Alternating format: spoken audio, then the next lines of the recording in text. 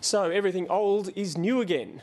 By sheer coincidence, Craig Allen had been looking at the history of red cedar. 200 years ago, logging teams were swarming over the young colony of New South Wales in search of what they called red gold. Today, you'd be lucky to find any Australian red cedar trees left standing. Such was the logging fever in the 1800s. It was used for furniture making, home building and wood carving. And as Craig discovered, the finely polished product of that red gold rush is still on prominent display in several landmark Canberra buildings. I talk to the trees, but they don't listen to me. I talk to the stars, but they never hear me. For much of my life, I've been fascinated by trees and the stories they have to tell. To some, they're a link back to our natural environment, while to others, they're a natural resource to be exploited. Now, here's an example of a tree that's captivated Australia on both levels for well over 200 years. It's a red cedar, and this one's growing a little out of place at the National Botanic Gardens. As a living tree, it's a thing of beauty, but as a cut timber, it's one of Australia's most coveted. They didn't call it red gold for nothing. The big cedar forests once stretched from Wollongong up the coast to tropical North Queensland. It was, quite simply, the must-have timber of the 19th century, and it became so valuable it sparked logging wars. Within 100 years, though, the booming industry had gone bust. By the time this film was shot in the 1960s, the cedar loggers were a dying breed. Today, scant pockets of red cedar remain protected in national parks and reserves.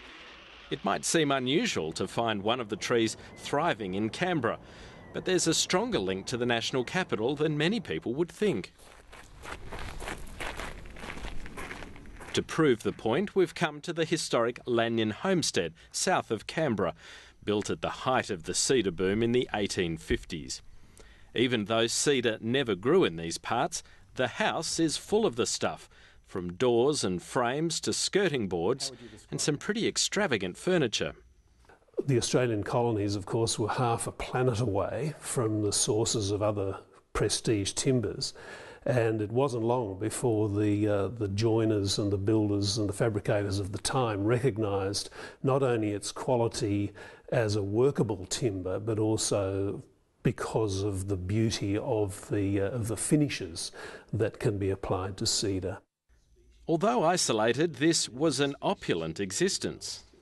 Can you paint a picture for us about what life would have been like in this homestead and what sort of conversations might have been had around a table like this? Well, we can enjoy having a guess about the conversations. I expect it would have bounced around the topics of bush ranging and shooting and sheep and misbehaving convicts and misbehaving non-convicts.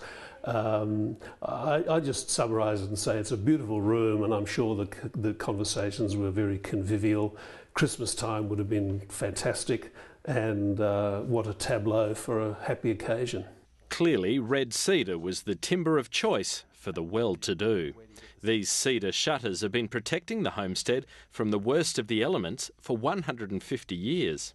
These doors and much of the joinery in this building would almost certainly not have been built on site.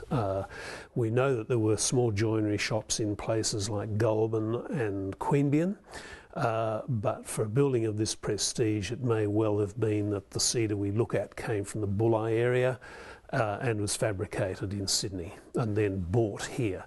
Now, that's no mean feat in itself, because it took 6 weeks to travel overland with a horse-drawn vehicle to this area from Sydney. So making those decisions and selecting the timber for the right job was an important one to get right. By the time Lanyon was built, Australia's east coast forests were in real trouble. Cedar getters had cleared the best timber and were exploring further up the New South Wales coast in search of lucrative new supplies of red gold. Wind the clock forward a century, and intense logging had made cedar virtually unobtainable. But the architects of the new National Library of Australia wanted to make one final grand statement.